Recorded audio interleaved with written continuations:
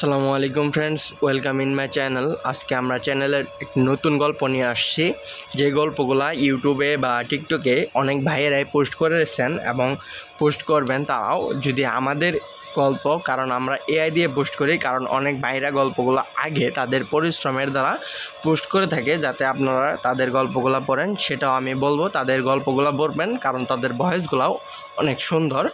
আর যদি আপনারা অনেক চালু গল্প শুনতে চান, তাহলে আমাদের মেসেঞ্জার গ্রুপ অ্যাড করা আছে ইউটিউবের বায়োতে, এবং সেখানে আমরা এই গল্পের লিঙ্কগুলো অনেক আগেই দিয়ে থাকি, অনেক ফাস্টলি দিয়ে দিই।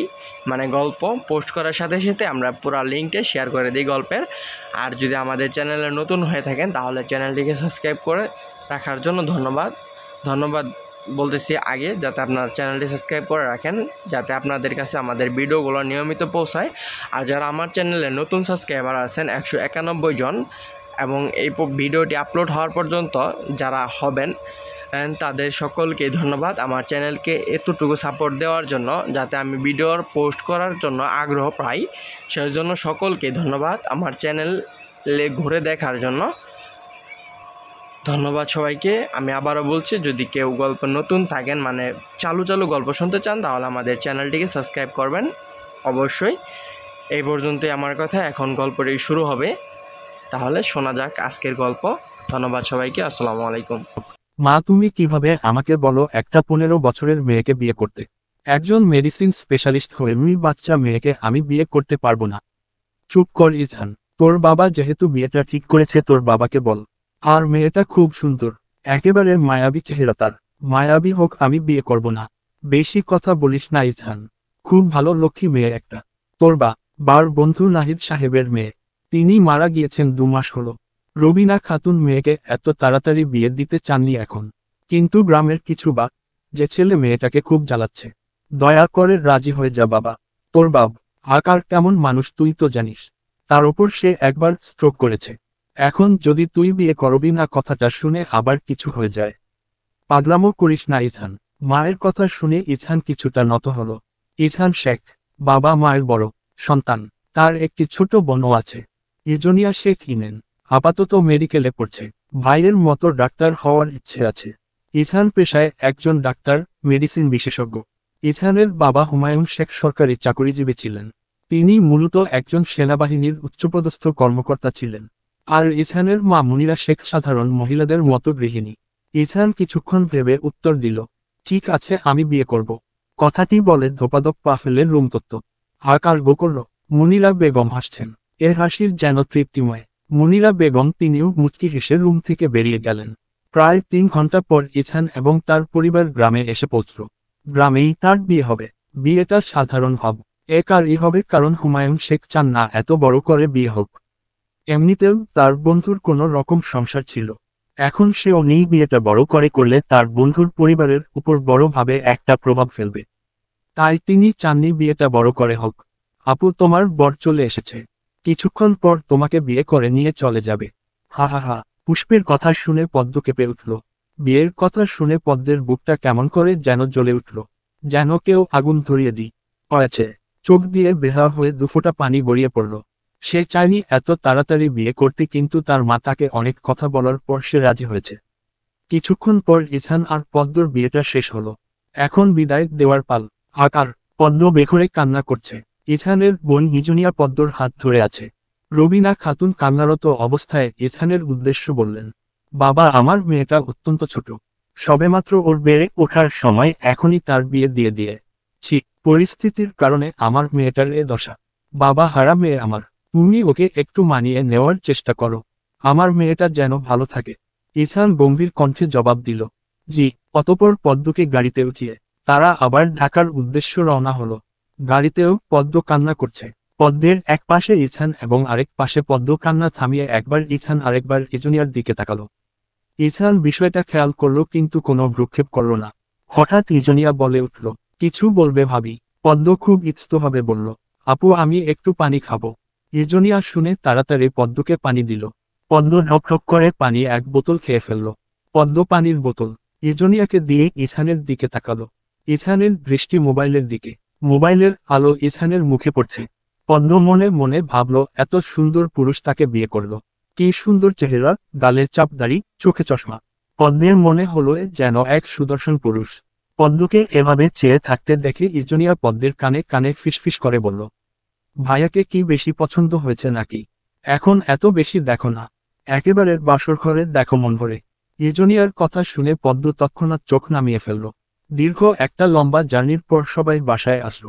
ইছানের মা মুনিরা শেখ দ্রুত সিঁড়ি বেয়ে নেমে এসে তার পুরবধূর কাছে আসলেন। কী সব নিয়ম আছে সেগুলো শেষ করার পর নতুন বউকে ঘরে তুলবেন তিনি। ইছান এগুলো না শেষ করেই উপরে চলে গেল। এ বিষয়ে হুমায়ুন শেখ একটু রাগ হলেন। সব নিয়ম কানুন শেষ করে ইজনিয়া পদ্মকে নিয়ে ইছানের রুমে গেল। প্রায় রাত 12টা বেজে গিয়েছিল। ভাবি, তোমার লাগেজে সব জামা কাপড় আছে, তুমি ফ্রেশ হয়ে পড়ে নিও, আমি যাই, প্রচুর ক্লান্ত আমি। কথাটি বলে ইজনিয়া বাহিরে যাওয়ার জন্য পা বাড়ালো আর তখনই পদ্ম তার হাত ধরে ফেলল। বেশ আকুতি করে বলল, আপু, আমি কখনো একা ঘুমাই নিয়ে আমার ভয় লাগে, সব সময় আমার ছোট বোন আমার সাথে ঘুমাতো। ইজনিয়া হেসে ফেলল পদ্মের কথা শুনে। তুমি একা কোথায়, ভাই আছে তো। ইজনিয়ার কথাটা শুনে অবাক হয়ে গেল। সে একজন পুরুষ মানুষের সাথে ঘুমাবে শুনেই কেমন শরীরে কাঁটা দিয়ে উঠল। না না আপু, আমি একটা ছেলের সাথে ঘুমাতে পারবো না। ইজনিয়া হেসে দিল কথাটি শুনে। সে তোমার বর, খাঁটি বাংলা যেটাকে বলে স্বামী। আজকে থেকে তার সাথেই তোমার ঘুমাতে হবে। পদ্ম বর্ষর একটা ঢোক দিল।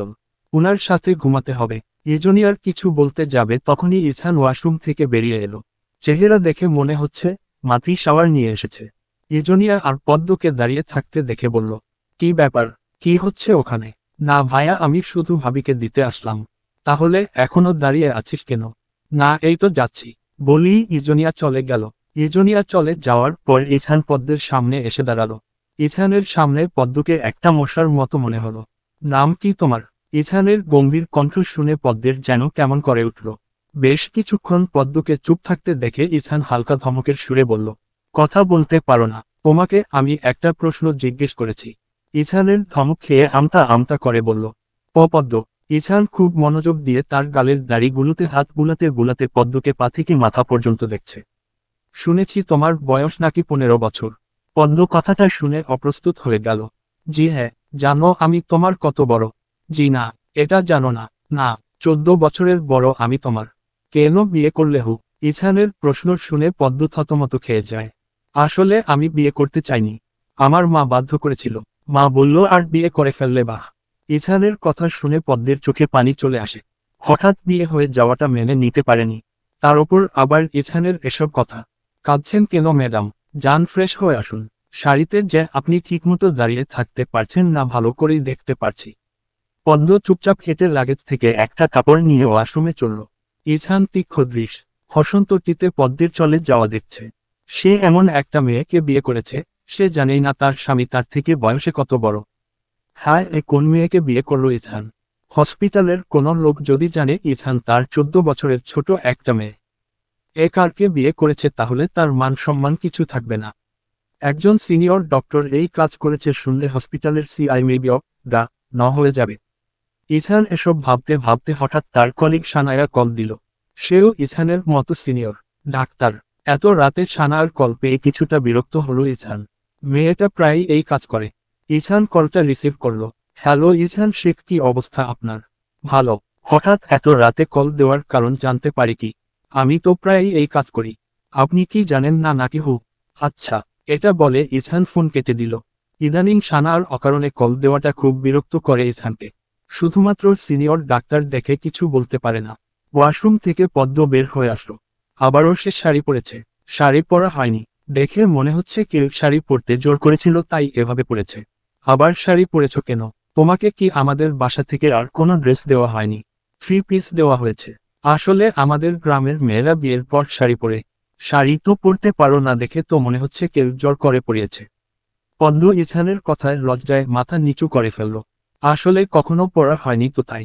ইছান মুখ ঘুরিয়ে ফেলল। অনেক রাত হয়েছে, এবার ঘুমাতে হবে। কাল আবার সকাল সকাল হসপিটালে যেতে হবে।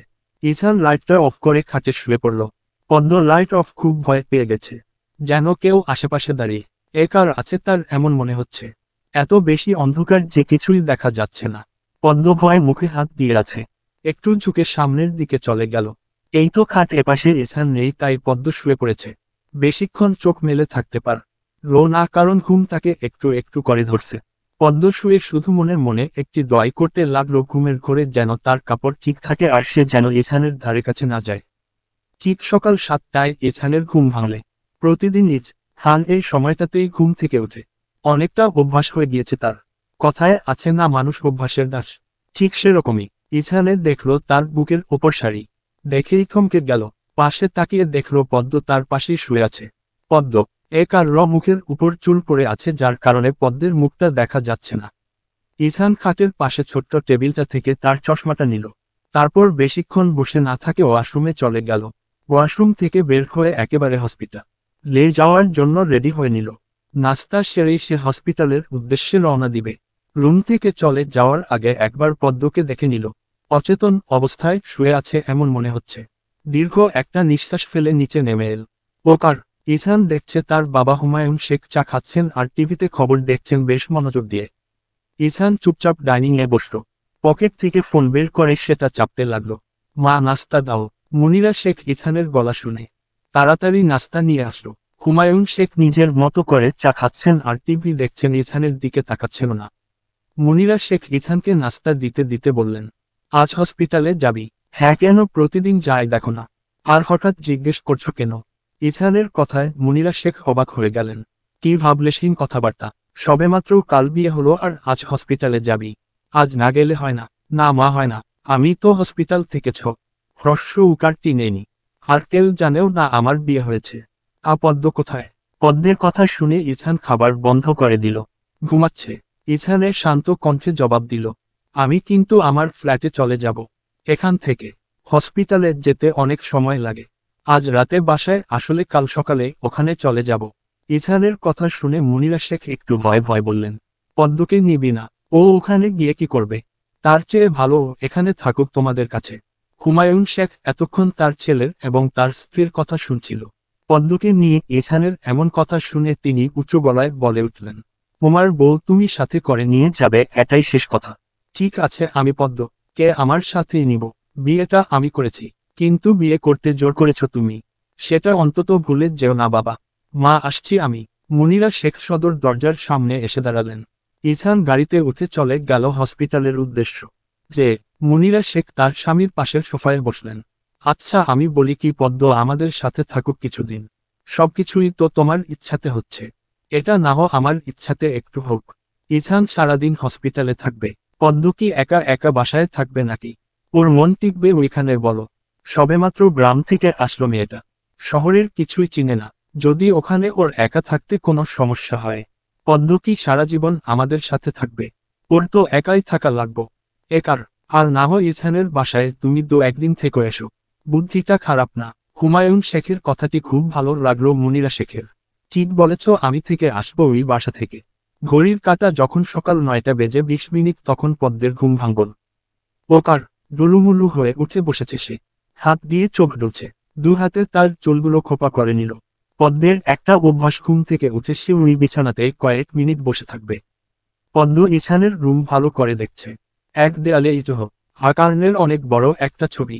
দেখে মনে হচ্ছে চারপাশে শুধু পাহাড় আর পাহাড়।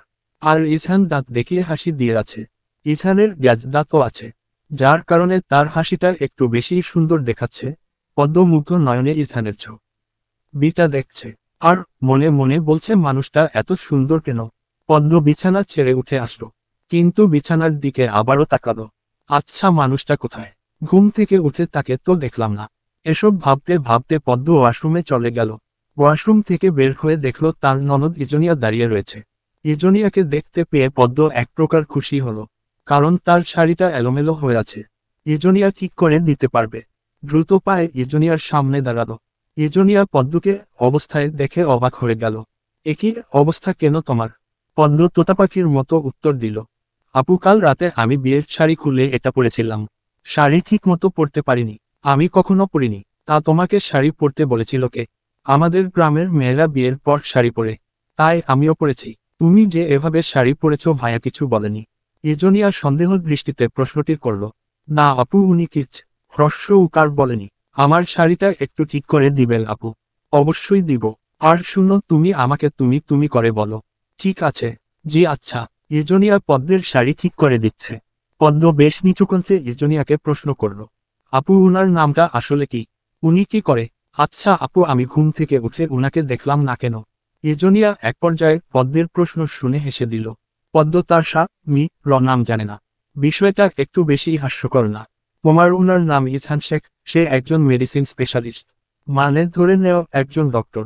আর তোমার উনি হসপিটালে চলে গিয়েছে। আপু তোমার ফোনে এখন কয়টা বাজে?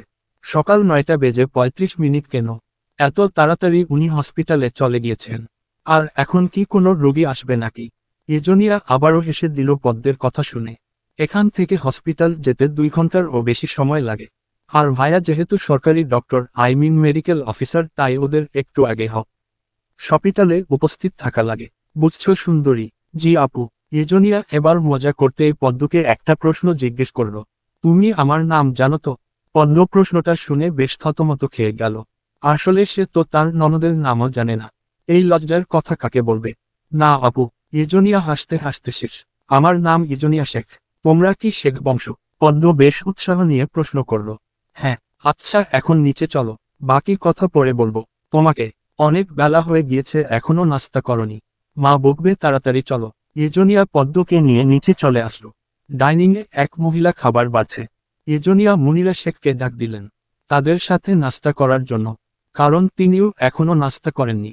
একই টেবিলে পদ্ম, তার ননদ এবং তার শাশুড়ি বসল। খাওয়ার সময় পদ্মকে তার শাশুড়ি অনেক কথাই বলল। পদ্ম শুধু কথার উত্তর হিসেবে হেসেছে। শুনো পদ্ম, ইথান যখন হসপিটালে যাবে তখন তুমি যত গভীর ঘুমে থাকো না কেন, উঠে যাবে বুঝছো? ওকে হসপিটালে যাওয়ার আগে নাস্তা রেডি করবে, তারপর দিবে। এরপর না ও হসপিটালে চলে গেলে তুমি আবার ঘুমোবে।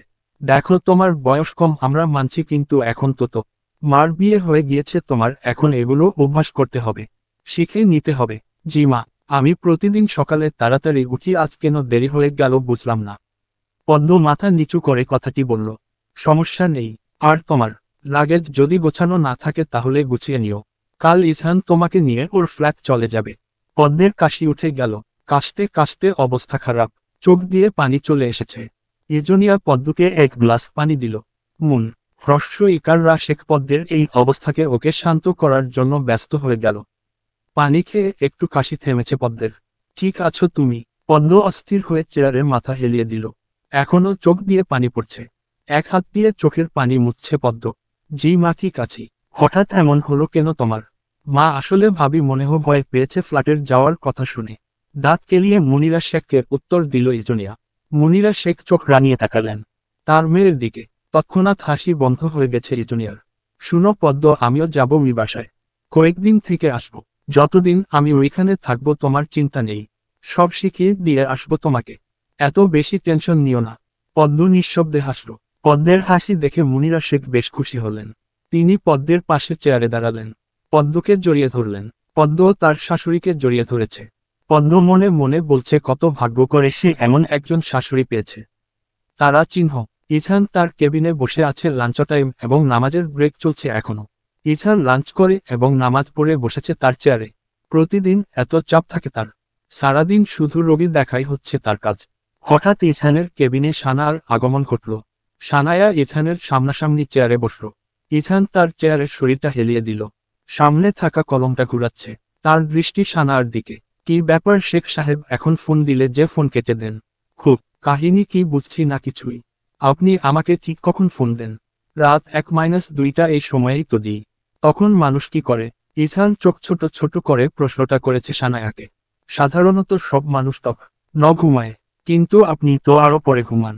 আসলে আপনার সাথে কথা বলতে ভালোই লাগে। আমার তো ভালো লাগে না। আসলে ওই সময়টায় নিজেকে একা রাখতে পছন্দ করি। আপনার একাকিত্বের সঙ্গী হতে দিবেন ইথান শেখ? বেশ মোহনীয় কণ্ঠে কথাটি বলল সানায়া। লাঞ্চ টাইম শেষ, আবার অন্য একদিন খুশগল্প করতে আসবেন, ঠিক আছে? আপনাকে কি আমার সেরকম মনে হচ্ছে ইথান? আসলে কি রকম বুঝতে পারছি না। ইথান বুঝেও না বুঝার মতো বলল। যাই হোক, বাদ দিন। 1 মাস পর হসপিটালের সব senior doctor, medical officer, junior doctor, হসপিটালের সিআই এবং ম্যানেজিং কমিটির সবাই মিলে একটা গেট টুগেদার হবে। আপনি থাকবেন তো? পরেরটা পরে ভেবে দেখব। এখন আমি দীর্ঘ এই কার্ড দেখা স্টার্ট করব। আপনি চাইলে আসতে পারেন। কথাটি সানার বেশ গা অয়ে লাগলো। এভাবে কেউ বলে নাকি? আজব, তার মতো একটা সুন্দর মেয়েকে ইথান পাত্তা দিচ্ছে না, বিষয়টা বেশ সন্দেহজনক। ইথান কেন বুঝে না সানায়ার জোর? আর তার খুব পছন্দ। সানায়া চেয়ার ছেড়ে উঠে দাঁড়ালো। আর এক মুহূর্ত এখানে থাকা যাবে না, না হলে জানি আবার কি বলে ফেলে। তার একটা মান সম্মান আছে তো। তারা চিহ্ন। সারা দুপুর বিকেল ইজনিয়া তার 14 গোষ্ঠীর কাহিনী শুনিয়ে দ হ্রস্বই কার পদ্মকে। পদ্মের কিন্তু ভালোই লেগেছে। আসলে পদ্ম এইরকম কথা বলা মানুষকে পছন্দ করে। সেও প্রচুর কথা বলতে পছন্দ করে, কিন্তু পরিস্থিতির কারণে বলা হয়ে উঠছে না। আবার কি না কিভাবে। ইজনিয়া একটা বন্ধুসুলভ মেয়ে, তার কথা দেখেই বোঝা যায়। রাত 8টায় পদ্ম আর ইজনিয়া রাতের খাবার খেয়ে ফেলল। ইজনিয়া চলে গিয়েছে পড়তে, আর পদ্ম ইছানের রুমে এসেছে। গ্রামে হলে এতক্ষণ ঘুমিয়ে যে, কিন্তু এখানে এত তাড়াতাড়ি ঘুমিয়ে পড়লে যদি ওনারা কিছু মনে করেন। পদ্ম খাটে বসে আবারও সেই ছবিটার দিকে তাকালো। ছবিটার দিকে তাকালে পদ্মের জানি কেমন কেমন লাগে, যেন ইছান তার দিকে তাকিয়ে হাসছে। একটু একটু করে লজ্জাও লাগতে শুরু করলো পদ্মের। ঘড়ির কাঠ। কাল সকাল 8:34, তখন একটু একটু করে পদ্মের চোখে ঘুম আসছে। সে আর বসে থাকতে পারছে না, এবার শুয়ে গেল। সকালের শাশুড়ি বলেছিল ইথান যখন হসপিটালে যায় তখন যেন সে উঠে। এই কথা চিন্তা করে পদ্ম ঘুমিয়ে গেল। রাত সকাল 10:30। ইথান বাসায় আসলো। উপরে ওঠার সময় মুনিরা শেখ বললেন সে যেন তাড়াতাড়ি ফ্রেশ হয়ে নিচে আসে, কারণ তারা কেউ এখনো খাননি। ইথান কথা মতো তাই করল, কিন্তু রুমে এসে সে দরজার কাছে দাঁড়িয়ে আছে। বাহির থেকে দেখা হচ্ছে পদ্ম ঘুমাচ্ছে। ইথান বিড়বিড় করতে করতে রুমে ঢুকল। এই মেয়ে সারাদিন ঘুমায় নাকি? রাতের খাবার খেয়ে ইথান রুমে আসলো। এখন ঘুম আসবে না, তাই সে মোবাইল নিয়ে বসল। খাটের একপাশে পদ্ম, আরেক পাশে ইথান। ইথান নিজের মতো ফোন দেখছে, পদ্মের দিকে তাকাচ্ছে না। রাতে হঠাৎ অনেক বাতাস শুরু হলো। ইথান সেটা দেখে বারান্দায় এসে দাঁড়িয়েছে। বিকেলে তো এমন কোনো সংকেত পায়নি যে বৃষ্টি আসবে। এমনকি সে বাসায় আসার আগ পর্যন্ত নটা মনে হয়নি বৃষ্টি আসবে। ইথান বারান্দায় দাঁড়িয়ে বাতাস দেখছে। মেঘ আসার আগ মুহূর্ত তার কাছে ভীষণ প্রিয়। একক উদ্ধৃতি চিহ্ন। গুরুম করে মেঘের আওয়াজ শোনা গেল। পদ্ম লাফ দিয়ে উঠে পড়েছে ঘুম থেকে। ঘুম থেকে উঠে বুঝতে পারল হ্রস্বরি কার্সটি হবে, তাই মেঘের আওয়াজ শোনা যাচ্ছে। কিন্তু মেঘের আওয়াজে তো তার ভয় হচ্ছে। গ্রামে থাকলে তার মা তাদের দু বোনকে জড়িয়ে ধরে বসে থাকত। এখন কি হবে? পদ্ম দেখছে বারান্দায় ইথান দাঁড়িয়ে আছে। তড়িঘড়ি করে ইথান আর পেছনে দাঁড়ালো। ইথান পদ্মকে খেয়াল করেনি, তার দৃষ্টি বাহিরে। আবারও মেঘের ডাক শোনা গেল। পদ্ম ভয়ে ইথানের টি শার্ট টেনে ধরল। ইথান পিছন ফিরে তাকালো, দেখলো পদ্ম চোখ বন্ধ করে মুখ কাচুমাচু করে রেখেছ। ইথান পদ্মের হাত ধরে টেনে ওর পাশে দাঁড় করালো। বেশি ভয় পাচ্ছেন নাকি ম্যাডাম? পদ্ম ভয়ে ভয়ে বলছে। জি হ্যাঁ। আবারও মেঘ ডাক দিল। পদ্ম আবার চোখ বন্ধ করে ইথানের টি শার্ট চেপে ধরেছে। ইথান পদ্মের দিকে তাকিয়ে বলল, আমি কি জড়িয়ে ধরব তোমাকে? রাতের আকাশের মেঘ বোঝা যাচ্ছে না কিছু। 4 দিন এমনিও অন্ধকার হয়ে আছে। বৃষ্টি হওয়ার পর কেমন নির্জন মনে হচ্ছে শহরটা। চারদিকে শীতল আবহাওয়া, মৃদু বাতাস ইচ্ছে। বাতাসের সাথে সাথে হালকা কেঁপে উঠছে পদ্ম। ইথান পদ্মের দিকে তাকিয়ে আছে। পদ্ম যে কিছুক্ষণ পর পর কেঁপে ইথান ভালো করেই খেয়াল করছে। পদ্মের কেঁপে উঠা দেখে নিঃশব্দে ইথান হাসছে। পদ্ম আগের মতো ভয় পেয়েছ? ও কার্খ বন্ধ করে আছে। আবার মেঘের আওয়াজ শোনা গেল। পদ্ম এবার মুখ ফুটে বলেছে, আমার ভীষণ ভয় করছে। বলিই পদ্ম জড়িয়ে ধরেছে ইথানকে। ইথান খুব হালকা ভাবে এক হাত দিয়ে জড়িয়ে ধরেছে, কিন্তু পদ্ম খুব জোরে সরে রিয়ে ধরেছে। বুঝাই যাচ্ছে পদ্ম খুব ভয় পেয়েছে। পদ্ম ইথানের বুক সমেত। ইথান মনে মনে বলল, বয়সেও ছোট, উচ্চতায়ও। আচ্ছা, ইথানের এমন কেন লাগছে? পিচ্চি একটা মেয়ের সংস্পর্শে এসে। ইথানের জীবনের প্রথম নারীপদ। হসন্তম। কিছুক্ষণ বাদে ইথান ছেড়ে দিল পদ্মকে। পদ্ম হকচকিয়ে গেল। লজ্জায় সে ওখান থেকে চলে আসছে। বেশি চিন্তা ভাবনা করতে পারে না পদ্ম। তবে ওই সময়ের মুহূর্তটা মনে পড়তেই পদ্মের মুখে লাল আভা ছড়িয়ে পড়ল। ঈশ্বর, কি লজ! হসন্ত যা! পদ্ম ঘুমিয়ে পড়েছে। ইথান রুম থেকে বেরিয়ে গেল। সারা রাত ইথান লিভিং রুমের সোফায় কাটিয়ে দিল। মন চাচ্ছে না রুমে যেতে, তাই এখানেই শুয়ে পড়ল। সকাল 7টা। আজ শুক্রবার। ইথানের ছুটি। হসপিটালে যেতে হবে না তো। তাই ঘড়িতে অ্যালার্মও দেয়নি। মূলত শুক্রবার ইথান একটু বেশি সময় ঘুমায়। ইথান ঘুমাচ্ছে। মুনিরা শেখ ঘুম থেকে উঠে লিভিং রুমে এসে দেখে তার ছেলে সোফায় ঘুমাচ্ছে। মুনিরা শেখের বেশ খারাপ লাগছে। হয়তো ইথান পদ্মকে মেনে নিতে পারেনি, তাই রুমে না শুয়ে এখানে সোফায় শুয়েছে। আজই তিনি ইথানের সাথে কথা বলবেন, তারপর তার একটা ব্যবস্থা তিনি করবেনই। ইছানের ঘুম ভেঙেছে 8টায়। ইছান উঠে তার রুমে গেল। আশ্চর্য, আজ রুমে হসন্ত মুখে দেখেনি ইছান। ফ্রেশ হয়ে আসলো নিচে। প্রতিবারের মতো ইছানের বাবা হুমায়ুন শেখ টিভি দেখছেন আর চা খাচ্ছেন। ইছান তার বাবার পাশের সোফায় বসল। ইদানিং হুমায়ুন শেখ ইছানের সাথে কথা বলছে না, কিন্তু ইছান তো তার কথা রেখেছে, তাও কেন এততে দেখাচ্ছে ইছান বুঝছে না। পদ্ম কফি নিয়ে এসেছে ইছানের জন্য। পদ্ম মুখের সামনে কফিটা ধরেছে একদম। আপনার কফি। ইছান মাথা তুলে পদ্মকে দেখল। মাথা নিচু করে পদ্ম কফি হ্রস্ব ইকারয়ে একদম তার সামনে এসে দাঁড়ালো। পদ্ম ইছানের দিকে তাকাচ্ছে না। ইছান কফিটা হাতে নিল। পদ্ম ইছানের হাতে কফি দিয়ে রান্নাঘরে চলে আসলো। আসলে পদ্ম ঘুম থেকে উঠে ফ্রেশ হয়ে রান্নাঘরে এসেছিল মুনিরা শেখের কাছে। তিনি পদ্মকে কফি বানিয়ে শিখিয়ে দিয়েছেন। যে কফিটা পদ্ম বানিয়েছে সেটাই আবার উনি ইছানের জন্য পদ্মের হাত দিয়ে পাঠালেন।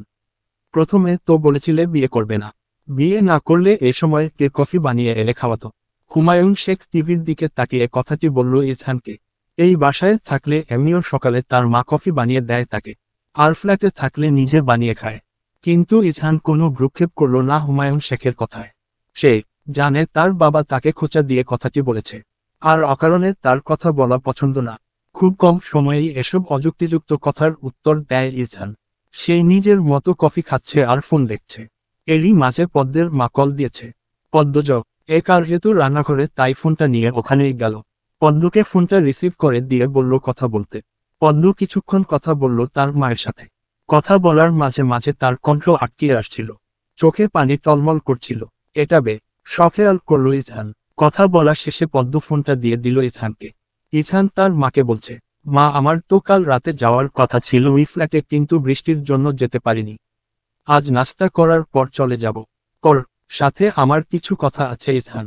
পদ্ম, তুমি একটু এদিকটায় থাকো, আমি আসছি একটু পর। পদ্ম মাথা নাড়ালো। ইছান পদ্মের দিকে তাকালো। মুনিরা শেখ ইছানের হাত ধরে ওনার রুমে নিয়ে গেল। শুন ইছান, তুই সত্যি কথা বলবি, আমি যা যা বলবো তুই শুধু সোজাসাপটা উত্তর দিবি। ইছান বেশ বিরক্ত হলো মায়ের কথায়। ইছানের চোখ মুখে এক রাশ বিরক্তি। মা, তুমি কি জানো না আমি ঘুরিয়ে পেঁচিয়ে কথা বলা পছন্দ করি না? সেটা তো আমি জানি। দাঁড়ি, আচ্ছা তুই কি পদ্মকে মেনে নিতে পারিসনি কোনোভাবে? ইছান ছোট ছোট চোখ করে মায়ের দিকে তাকিয়ে আছে। হঠাৎ এই প্রশ্ন করার কারণটা কি? তুই তো বলেছিস ঘুরিয়ে পেঁচিয়ে কথা পছন্দ করিস না, তাহলে কেন বলছিস এখন? তুমি আসলে কি বলতে চাইছো সেটা বলো। আমি বলতে চাইছি তোর কি পদ্মকে পছন্দ হয়নি, ওকে মেনে নিতে পারিসনি? আজ সকালে দেখলাম তুই সোফায় শুয়ে আছিস। কেন ইছান, কেন? তুই শুধু একবার বল তুই মেনে নিতে পারিসনি।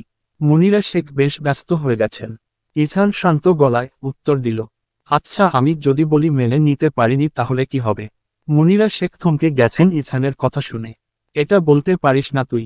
মেয়েটার কি হবে ভেবে দেখ একবার। ইছান হাসতে হাসতে এক হাত দিয়ে তার মাকে জড়িয়ে ধরল। বলেছি মেনে নিতে পারিনি, এটা তো বলিনি যে মেনে নেওয়ার চেষ্টা করব না। মুনিরা শেখ এবার ক্ষেপে গেলেন। সোজাসাপটা বলতে পারিস না? আরে মা, শান্ত হও তো। আমার কথার উদ্দেশ্য হচ্ছে আমি পদ্মকে মেনে নেওয়ার চেষ্টা করব এবং ক্রমাগত চেষ্টা করে যাচ্ছি।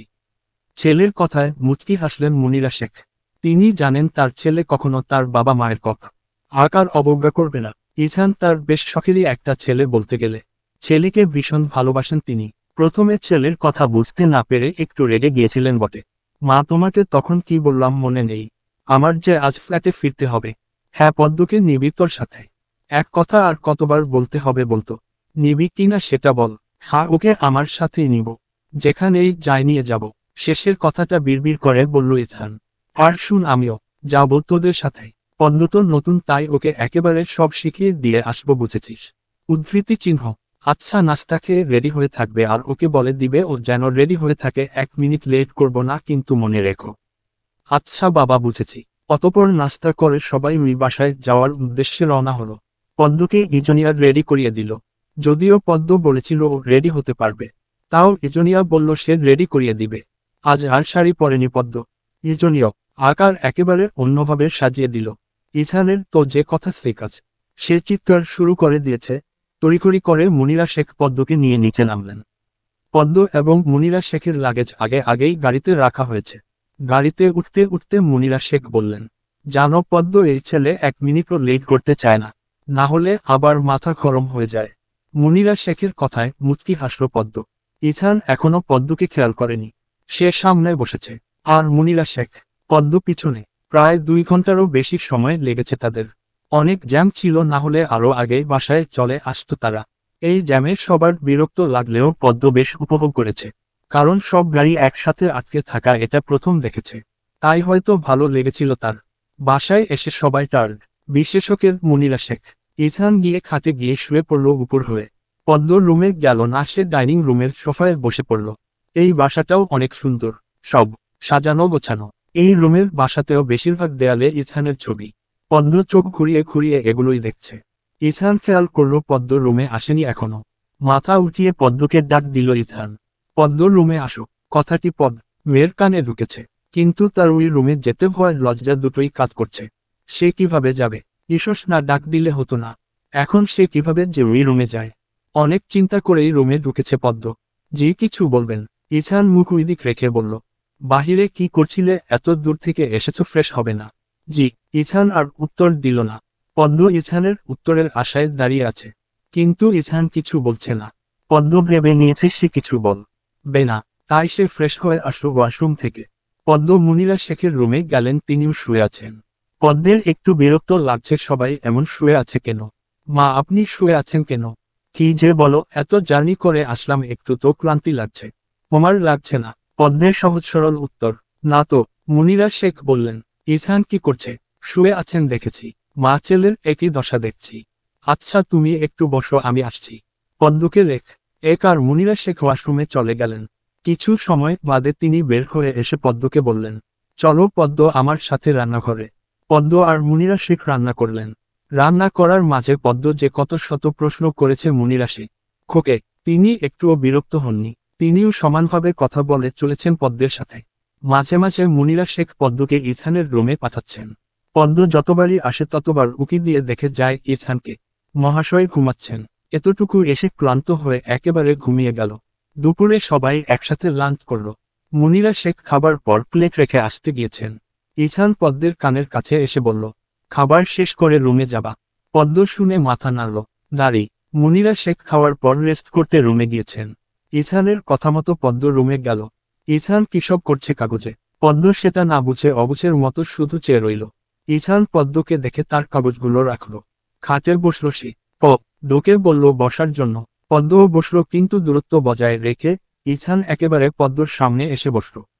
এত দূরে বসার কি আছে হু? পদ্ম জবাব দিল না, তার দৃষ্টি ফ্লোরের দিকে। সেটা দেখে ইথান কিছুটা ধমক দিয়ে বলল, শুনো নি কি বলেছি? আর মাথা উঠাও। পদ্ম মাথা উঠালো। ইথান মনে মনে বলল, মেয়েটা তো খারাপ না। মা যে বলল মায়াবী চেহারা, ঠিক তাই। ফর্সা বেশি, ভ্রুগুলো চিকন, দূর থেকে দেখলে মনে হবে আর্ট করা। কিন্তু হ্রস্ব উকার কাছ থেকে দেখলে বোঝা যাবে এগুলো ন্যাচারালি এমন। এত বেশি মোটাও না, আবার চিকনও না, তোর মাঝামাঝি। চুলগুলো বিনুনি করা, অনেক লম্বা না চুলগুলো, পিঠের মাঝ বরাবর। সাধারণত গ্রামের মেয়েগুলোর চুল খুব বেশি লম্বা আকার থাকে। ইথানকে এভাবে তাকিয়ে থাকতে দেখে পদ্মের খারাপ লাগছিল। পদ্ম আবারও মাথা নিচু করে ফেলল। সরি। আচ্ছা, তোমাকে যে এত তাড়াতাড়ি বিয়ে দিল তোমার খারাপ লাগে না? আমাকে বিয়ে দিলে আমি সারাদিন কান্না করতাম। দাঁড়ি। যাই হোক, আল্লাহ বাঁচিয়েছেন, আমার বাবা মা আমাকে এত তাড়াতাড়ি বিয়ে দেননি। প্রথম কথাটা শুনে পদ্মের খারাপ লাগলেও শেষের কথাগুলো শুনে পদ্ম হেসে দিল। পদ্মের হাসি দেখে ইথানও হেসে দিল। মেয়েটা খুব সুন্দর করে হাসে। আচ্ছা, তুমি বুড়ো বর পেয়েছো, সেটা নিয়ে কিছু বলবে না? তোমার আগে তো আমি রে যাব, তখন কি হবে? পদ্মের হাসি বন্ধ হয়ে গিয়েছে। পদ্ম অনেকটা আটকে উঠছে। এসব কি বলছেন উনি? তার বিয়ে হলো কয়েকদিন হয়েছে, এর মাঝে উনি এসব বলছেন? কে আগে মারা যাবে এটা আমি আপনি কেউই জানি না। হয়তো আপনার আগে আমিও মারা যেতে পারি। আর বুড়ো বর পেয়েছি সেটা নিয়ে কোনো অভিযোগ নেই, কারণ আল্লাহ যা করেন ভালোর জন্যই করেন। ইথান চুপ হয়ে আছে। পিচ্চি মেয়ে যে এত কথা বলতে পারে সেটা জানতো না ইথান। বুঝলাম। আচ্ছা, আমি একটু তোমার আরেকটু কাছে গিয়ে বসি। হ্যাঁ। এটা বলে সত্যি সত্যি ইথান পদ্মের একদম কাছে এসে বসল। পদ্ম ঘাবড়ে গিয়ে দূরে সরে আসতে চাইল, কিন্তু সে মুহূর্তে ইথান হাত টেনে ধরল। পদ্মকে একেবারে তার সাথে মিশিয়ে বসালো। পদ্মের কাঁধ জড়িয়ে ধরে বলল, জড়তা কাটাও পদ্ম, আমার সাথে কথা বলো, আমার স্পর্শ স্বাভাবিকভাবে নাও। পদ্ম কাচুমাচু হয়ে বসে আছে। তার ভালো লাগছে না ইথানের স্পর্শ। পদ্ম ইথানের হাত সরিয়ে দিল। ইথান অবাক হয়ে গিয়েছে। সে পদ্মকে মেনে নিতে চাচ্ছে আর পদ্ম এসব আচরণ করছে। নিজের কাছে নিজেই ছোট হয়ে গেল ইথান। দুঃখিত, আমি এসবে অভ্যস্ত নই।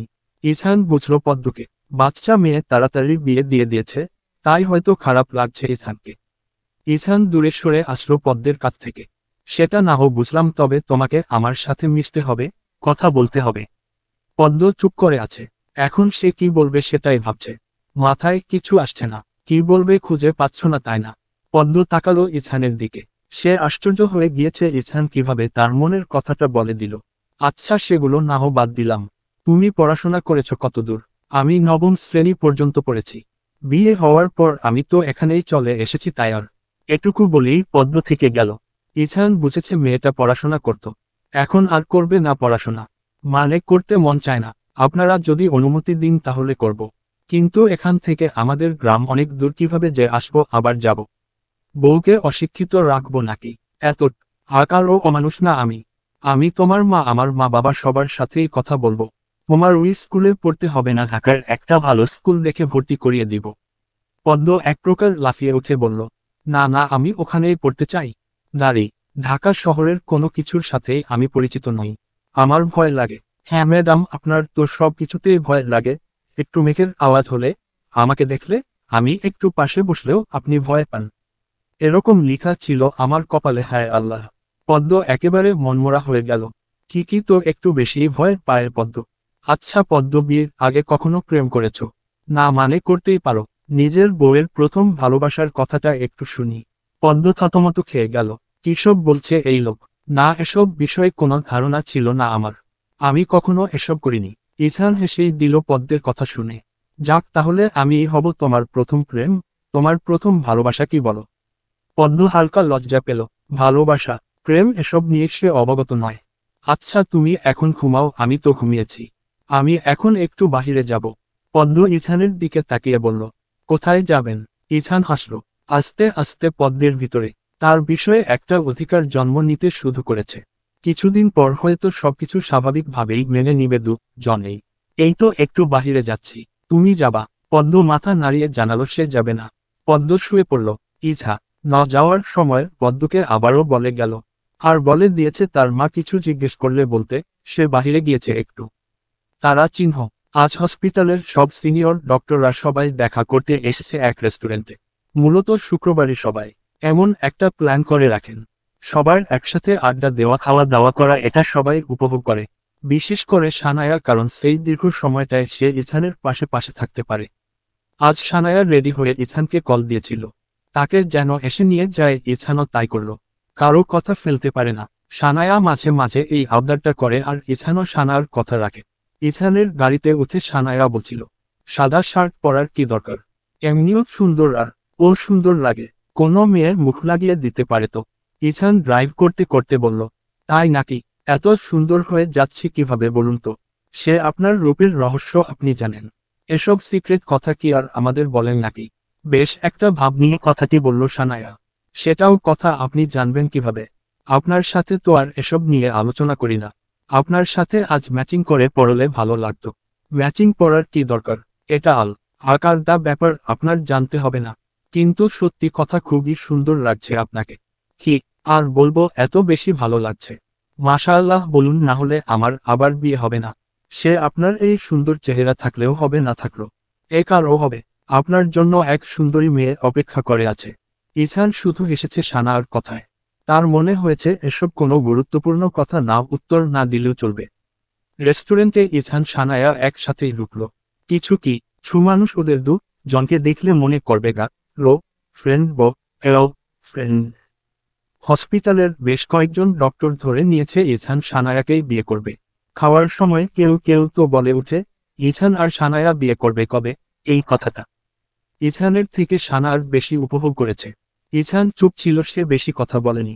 আর বিয়ের ব্যাপারটা একেবারে সবাই যখন গেট টুগেদারে যাবে তখন বলবে। এখন বলার সময়টাকে ইথানের পারফেক্ট মনে হয়নি।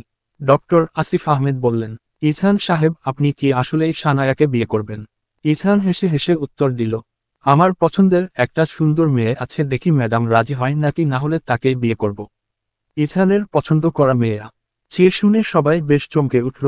চমকে ওঠার কথা, কারণ ইথানের স্বভাব চরিত্রে কখনো এমনটা বোঝা যায়নি যে সে আবার একটা মেয়েকে পছন্দও করতে পারে। ইথানের কথা শুনে সানায়া বেশি চমকে উঠেছিল। সানার ভীষণ কষ্ট হচ্ছে। ঠিক এই কারণে কি ইথান তাকে পাত্তা দিত না। ইথান আর এই টপিক নিয়ে কথা বলছে না। এবার সবাই অন্য কথা বলছে। ইথান কিছুক্ষণ পর পর আর চোখে সানার দিকে তাকাচ্ছে। সানায়া একেবারে চুপ করে আছে। বুঝাই যাচ্ছে খুব বড় কা খেয়েছে সে। সানায়া কিন্তু ইথানের পাশে বসেছে। প্রতিবারই সে এমন করে। সবাই যে যার মতো খাওয়া দাওয়া করছে। সানায়া শুধু চামচ নাড়ছে, খাচ্ছেও না ঠিক মতো। অনেক রাত পর্যন্ত তারা আড্ডা দিবে বলে ঠিক করেছ। কিন্তু সানায়া চলে গেল। সবাই ওকে থাকতে বলল তাদের সাথে, কিন্তু সে চলে গেল। এ বিষয়ে ইথান কোনো রকম ভ্রুক্ষেপ করেনি। সে নিজের মতো ফোন চাপছিল। তারা চিহ্ন। পদ্ম একেবারে সন্ধ্যায় উঠল। ঘুম থেকে উঠে চোখে মুখ খেয়ে পানি দিয়ে মুনিরা শেখের কাছে গেলে। তিনি সোফায় বসে বসে টিভি দেখছেন।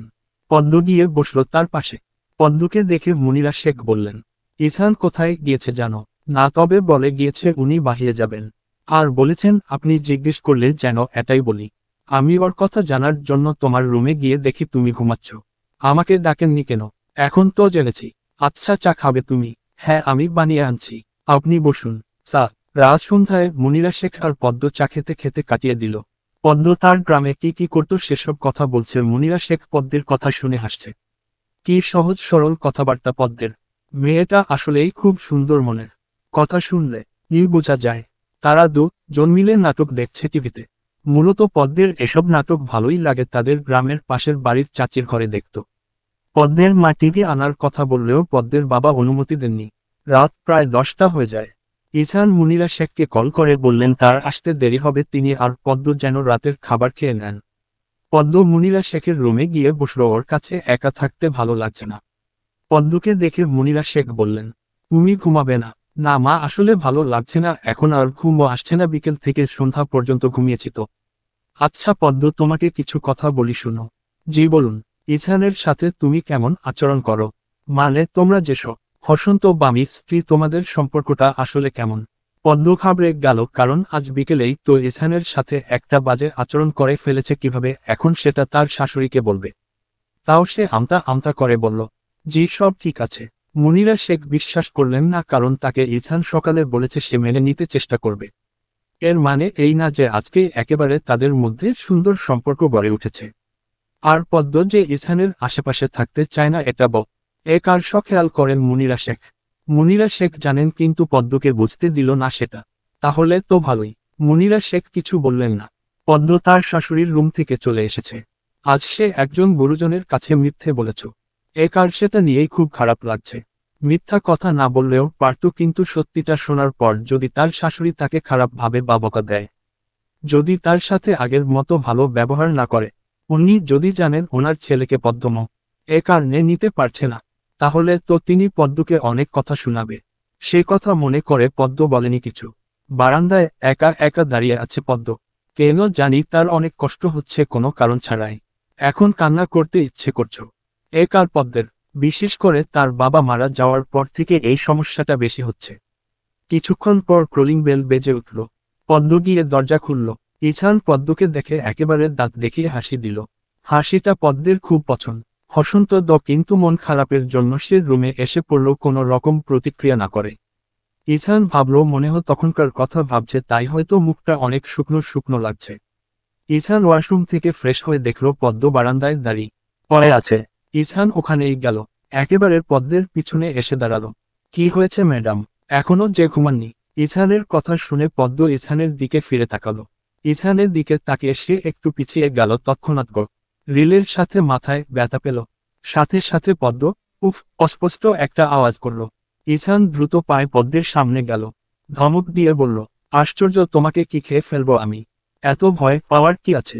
ব্যথা পেয়েছ বেশি? পদ্ম কিছু না ভেবে ইথানকে জড়িয়ে ধরে কেঁদে দিল। মূলত সে কষ্ট কমানোর জন্য কাজটা করেছে। এদিকে ইথান চমকে উঠেছে। যেই মেয়েকে বিকেলে জড়িয়ে ধরাতে তার খারাপ লেগেছে, আর সে এখন জড়িয়ে ধরেছে আর কাঁদছেই বা কেন? সে তো কিছু বলেনি। বোধহয় ব্যথা পেয়েছে তাই কাঁদছে। ইথান তার এক হাত পদ্মের মাথায় রাখল। নরম কণ্ঠে পদ্মকে বলল, বেশি ব্যথা পেয়েছ কি? পদ্ম ইথানকে জড়িয়ে ধরা অবস্থায় বলল, আমি মাকে মিথ্যে বলেছি। উনি জিজ্ঞেস করেছিল আমাদের মধ্যে সব ঠিক আছে কিনা, আমি বলেছি হ্যাঁ। আমি কখনো গুরুজনদের সাথে মিথ্যে বলিনি। আমার খুব খারাপ লাগছে। আমি আপনাকে মেনে নিব, আপনার সব কথা শুনবো আমি। আপনি দয়া করে মা কে কিছু বলবেন না, উনি আমাকে খারাপ ভাববেন। ইছান হেসে দিল। কাঁদলে মেয়েটার কণ্ঠ কি সুন্দর লাগে। আচ্ছা বলবো না তাহলে, হাত দিয়ে জড়িয়ে ধরি। হ্যাঁ। পদ্ম মাথা নেড়ে সাইড দিল। রাতের অন্ধকারপুর ওকার চারদিকে ছেয়ে গিয়েছে। পদ্ম ক্রমশ কান্না করছে। ইছান শত কথা বলার পরেও পদ্ম কাঁদছে। ইছান পদ্মকে নিজের থেকে ছাড়িয়ে বলল, হয়েছে, আমার পুরো শার্ট ভিজিয়ে দিয়েছ তুমি। এত কান্না করার কি আছে? আমি তো বলেছি বলবো না। উনি যদি কখনো সত্যিটা জেনে যান তখন কি হবে? আমি না বললে কিভাবে জানবে? এখন যাও, ঘুমাও। অবশ্য যে কান্না করেছ ভালো ঘুম হবে। পদ্ম ভ্রু কুঁচকে বলল, কাঁদলে বুঝি ভালো ঘুম হয়? ইছান পদ্মের নাকটা টেনে দিয়ে বলল, জি ম্যাডাম, আমি আগে জানতাম না। ইছান চোখটা রাঙিয়ে হালকা ধমকের সুরে বলল, এখন তো জেনেছ, যাও ঘুমাও। বেশি কথা বলা পছন্দ করি না। পদ্ম ভয়ে ঘুমাতে চলে গেল। এক হ্রস্ব উকার ভালোভাবে বললেও তো হয়, এভাবে ধমক না দিলেও পারত। যখন রাত 1টা তখন ইছান ঘুমাতে আসে। সে এতক্ষণ বারান্দায় দাঁড়িয়ে ছিল। ইছান অনেক রাত করেই ঘুমায়, তার অভ্যাস এটা। পদ্ম ওদিক ফিরে ঘুমাচ্ছে। ইছান পদ্মের পাশে দাঁড়িয়ে পদ্মের ঘুমন্ত মুখ দেখছিল। ঘুমালে একদম অপসরাদের মতো লাগে। মুখটা লাল হয়ে আছে কেন জানি। পদ্মকে দেখে সেও শুয়ে পড়ল। কাল থেকে আবার হসপিটালে যেতে হবে। সকাল সকাল 6:30। পদ্ম ঘুম থেকে উঠেছে। পাশ একার তাকিয়ে দেখল ইছান ঘুমিয়ে আছে। যদিও ইছান বেডের পাশে শুয়েছে। পদ্ম ইছানকে দেখে মুচকি হাসল। তারপর সে ফ্রেশ হতে চলে গেল। ফ্রেশ হয়ে এসেও দেখে ইছান এখনো ঘুমাচ্ছে। পদ্ম চলে গেল রান্নাঘরে। কিছুক্ষণ বাদে মুনিরা শেখ আসলেন। পদ্ম তখন সবজি কেটে রেখেছিল। তিনি এসে পদ্মকে সাহায্য করল। যদিও পদ্ম রান্না করতে পারে, গ্রামে থাকাকালীন সেই ঘরের সব কাজগুলো করত। আর তার মা রান্না করত, সে মায়ের পাশে বসে থাকত। সে থেকে শিখে গিয়েছে রান্নাবান্না। মুনিরা শেখ পদ্মকে রুটি বানাতে দিল। পদ্ম ঠিক গোল করে রুটি বানিয়েছে। মুনিরা শেখ খুব খুশি হলেন। পদ্ম, তুমি তো খুব সুন্দর রুটি বানাতে পারো। পদ্ম হেসে উত্তর দিল, আমি প্রতিদিন মাকে রুটি বানিয়ে দিতাম। আচ্ছা বুঝেছি। ইছান উঠেছে। না, তখন দেখেছি উনি ঘুমাচ্ছেন। ও আচ্ছা। মুনিরা শেখ নিজেই রান্না করছেন আর পদ্ম দাঁড়িয়ে আছে। যদিও সে বলছিল রান্না করার কথা কি, হসন্ত তু মুনিরা শেখ বলেছেন তিনিই রান্না করবেন। তাই পদ্ম আর বেশি জোর করেনি। কাল রাতে ইছানের বাবা কল দিয়েছিল, বলেছে ইজনিয়া নাকি হোস্টেলে চলে যাবে আমাকে বাসায় যেতে, কিন্তু তোমাকে একা রেখে কিভাবে যাই বলতো। মুনিরা শেখের কথা শুনে পদ্মের মনটা খারাপ হয়ে গেল। মুনিরা শেখ চলে গেলে সে তো একা হয়ে যাবে। মা, আপনি চলে গেল তো আমি একদম একা হয়ে যাব। হ্যাঁ সেটাই তো, এই জন্যই আমি যেতে চাচ্ছি না। আর ইছানের বা তো বলল আমাকে কয়েকদিন থাকতে, এখন কাল আবার কল দিয়ে বলে বাসায় যেতে। তিনি একবার এক কথা বলেন, আমি কিভাবে একা থাকব? মনমরা হয়ে কথাটি বলল পদ্ম। আমি ইছানের সাথে কথা বলবো, দেখি ও কি বলে। ইছান একার বারে হসপিটালে যাওয়ার জন্য রেডি হয়ে গেল। রুম থেকে বের হয়ে দেখল পদ্ম ডাইনিংয়ে একটা একটা করে খাবার এনে রাখছে। পদ্মের এসব কার্যকলাপ দেখে ইছান মুচকি হাসল। মেয়েটাকে গিন্নিদের মতো লাগছে। ইছান সোফায় বসল। ওকার তখনই সানায়া মেসেজ দিল ইছানের মেসেঞ্জারে। সানায়া মেসেজে লিখেছিল, সে এখন ইছানের বাসায় আসছে। মেসেজটা দেখে সানার প্রতি রাগ হলো। কি দরকার এখন আসার? আবার বাসায় পদ্ম আছে। পদ্মকে এখন কোনোমতেই দেখান। ওকার যাবে না। ইছান রান্নাঘরে এসে মুনিরা শেখের কাছে গেল। পদ্মকে দেখল সে তার মায়ের পাশে দাঁড়িয়ে আছে। পদ্ম, একটু রুমে যাও তো। পদ্ম মাথা তুলিয়ে ইছানের দিকে তাকায়। ইছানের কথা মতো সে রুমে চলে যায় কোনো কম প্রশ্ন ছাড়াই। পদ্ম চলে যাওয়ার পর ইছান তার মাকে বলল, মা, বাসায় সানায়া আসবে। আমি চাই সানায়া যেন পদ্মকে না দেখে। আমরা হসপিটালের সবাই কিছুদিন পর গেট টুগেদারে যাব, তখন পদ্মকে নিব আমার সাথে। এখন কোনোমতে পদ্মকে সানায়ার সামনে নেওয়া যাবে না। মুনিরা শেখ সানায়াকে চিনে, কারণ বহুবার সানায়া ইছানের সাথে তাদের বাসায় এসেছে।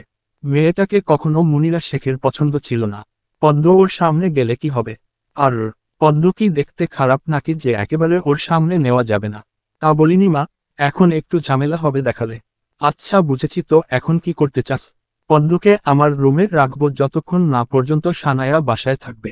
পদ্মকে কি বলবি? কিছু একটা বুঝিয়ে বলতে পারবো, সমস্যা নেই। তুমি একটু এদিকটা ম্যানেজ করলেই হবে। আচ্ছা ঠিক আছে। আর ইছান শুন, তোর বাবা বলল আমাকে বাসায় যেতে ইজনিয়া হোস্টেলে চলে যাবে। ইছান কথাটা বাদ দেওয়ার জন্য বলল, আপাতত এখন বাবাকে বলো এখানে এসে থাকতে। আমি কথা বলবো রাতে এসে। তুমি বাবাকে কল করে বলবা আজ এই বাসায় আসতে। দেখি কি করা যায়। এ বিষয়ে পরে কথা বলবো। আমি পদ্মের কাছে যাই একটু। আচ্ছা। ইছান রুমে আসলো। পদ্ম বেডে বসে তার পা দুটোকে নাচাচ্ছে। পদ্ম বাহিরে তাকিয়ে আছে, ইছানকে খেয়াল করেনি।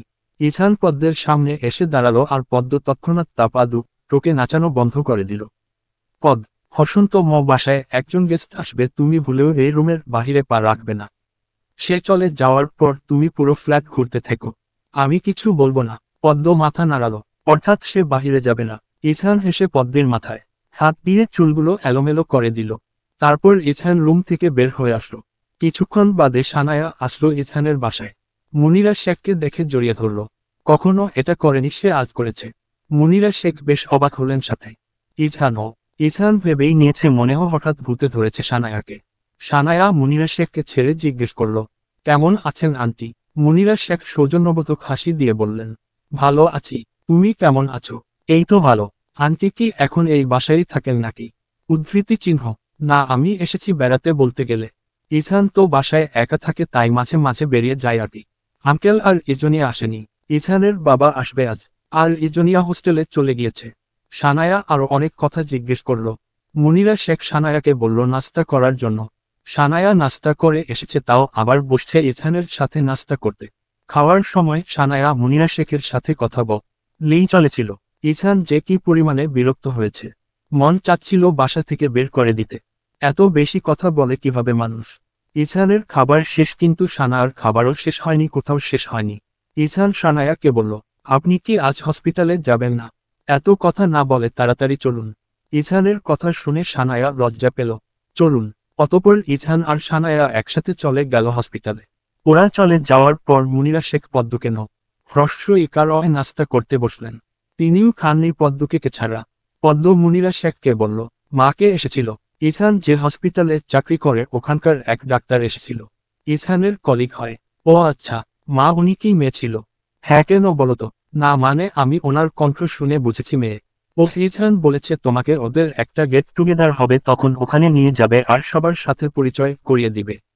পদ্ম মাথা নাড়ালো। নাস্তা শেষ করার পর মুনিরা শেখ দুপুরের রান্না করতে গেলেন। পদ্ম তার পিছনে ছুটল। মুনিরা শেখের এটা খুব ভালো লাগে। মেয়েটা একেবারে তার মেয়ের মতোই। ইজনিয়াও বাসায় আসলে মুনিরা শেখের পিছন পিছন থাকে। এখন পদ্ম সেরকম করছে। দুপুরে হুমায়ুন শেখ বাসায় আসলো। তিনজন একসাথে দুপুরের খাবারটা খেলেন। হুমায়ুন শেখ আর মুনিরা শেখ রেস্ট করছেন। পদ্মের ভালো লাগছে না, তাই পদ্ম রুমে গিয়ে ঘুমিয়ে গেল। বিকেলে পদ্মের ঘুম ভেঙেছে। ঘুমটাও একারকে উঠে এখন তার ভালো লাগছে না একা একা। গ্রামে এই সময় পদ্ম আর পুষ্পদু বন মাঠে হাঁটত।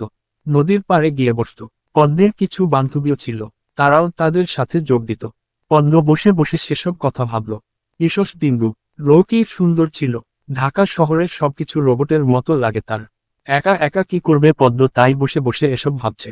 এক পর্যায়ে পদ্ম খুব বিরক্ত হয়ে গেল বসে থাকতে থাকতে। তাই সে পুরো রুম পায়চারি করছে। হেঁটেও শান্তি লাগছে না। কি যে অসহ্যকর পরিস্থিতি। এরকম করতে করতে মাগরিবের আজান দিয়ে দিল। আজান দেওয়াতে পদ্ম খুব খুশি হয়ে গেল। অবশেষে সন্ধ্যা হলো। পদ্ম তাড়াতাড়ি নামাজ পড়ে সোফায় বসেছে। কিছু সময় বাদে হুমায়ুন শেখ ও মুনিরা শেখ আসলো। তাদের দেখে তো পদ্ম আরও খুশি হয়ে গিয়েছে। সারা সন্ধ্যায় তারা তিনজন একসাথে আড্ডা দিল। পদ্মের খুব ভালো লাগছিল সময়টা। রাত সকাল 9:26। ইছান বাসায় আসলো। ইছান ফ্রেশ হয়ে এসে পদ্মের পাশে বসেছিল সোফা। মাথাটা সোফায় হেলিয়ে দিল। খুব ক্লান্ত লাগছে তার। মাথাটা একপাশে ঘুরিয়ে দেখে নিল পদ্মকে। পদ্ম হুমায়ুন শেখের কথা শুনে হাসছে। হুমায়ুন শেখ ইথানকে বলল, বলেছিলাম সেনাবাহিনীতে চাকরি করতে বাবার শুয়ে ধর। আর খুব সহজে চাকরি পেয়ে যেতে। এখন সারাদিন লাখাটো। ইথান সেই অবস্থায় থেকেই হুমায়ুন শেখকে উত্তর দিল, লাখাতে কোথায় দেখেছ? একজন মেডিকেল অফিসারকে তুমি এসব বলছো? হুমায়ুন শেখ ভ্রুকুচকে ইথানের দিকে তাকিয়ে বলল, মেডিকেল অফিসার হয়েছ তো কি হয়েছে, আমাদের মতো সেনাবাহিনীদের লোকদের কত সম্মান তুমি জানো? বাদ দাও, কত কিছু যে করেছ তুমি জীবনে, সব চোখের সামনে দেখেছি। তুমি নাকি মাকে নিয়ে চলে যাবা? হুমায়ুন শেখ উত্তর দিলেন, হে, ইজনিয়া হোস্টেলে চলে গিয়েছে, আমি কি একা একা থাকবো নাকি? ও আমার বউ কি একা একা থাকবে নাকি? ইথানের কথা শুনে পদ্ম লজ্জা পেল। কি বলছেন উনি বাবার সামন? একার এখানে তো বসে থাকা মুশকিল হয়ে যাবে মনে হচ্ছে। পদ্মের জন্যই তো আমি তোমার মাকে নিতে পারছি না। ও তো একা একা থাকতে পারবে না। আমি ভেবেছি পদ্মের মা আর ওর বোনকে বলবো কিছুদিন থেকে যেতে। তারপর অভ্যাস হয়ে গেলে একাই থাকতে পারবে। হুমায়ুন শেখ আর মুনিরা শেখ সম্মতি জানালেন ইছানের কথায়। ইছানের কথা শুনে পদ্ম খুব খুশি হলো। তার মা আর বোন আসলে অন্তত তার আর একা একা লাগবে না। রাতের খাবার খেয়ে ইছান পদ্মরু মেয়ে আসলো। ইছান বেডে বসলো। পদ্মও বসলো কিন্তু দূরে। পদ্ম ইছানের উদ্দেশ্যে বলল, ধন্যবাদ আপনাকে। ইছান ধন্যবাদের কারণ বুঝেনি, তাই পদ্মকে প্রশ্ন করল, ধন্যবাদ কেন? মেয়ে তখন বললেন, আমার মা আর বোনকে আমার কাছে এসে থাকতে, এটার জন্যই। ইছান মুখ কালো করে বলল, ও আচ্ছা। ইছানের কথা শুনে পদ্ম সন্তুষ্ট নয়। ইছান হঠাৎ মুখ কালো করে ফেলল কেন? কি হয়েছে আপনার? তুমি দূরে বসে ধন্যবাদ দিয়েছ, আমি সেটা গ্রহণ করিনি। পদ্ম ঘাবড়ে গেল। ইছান তার ধন্যবাদ গ্রহণ করেনি মানে?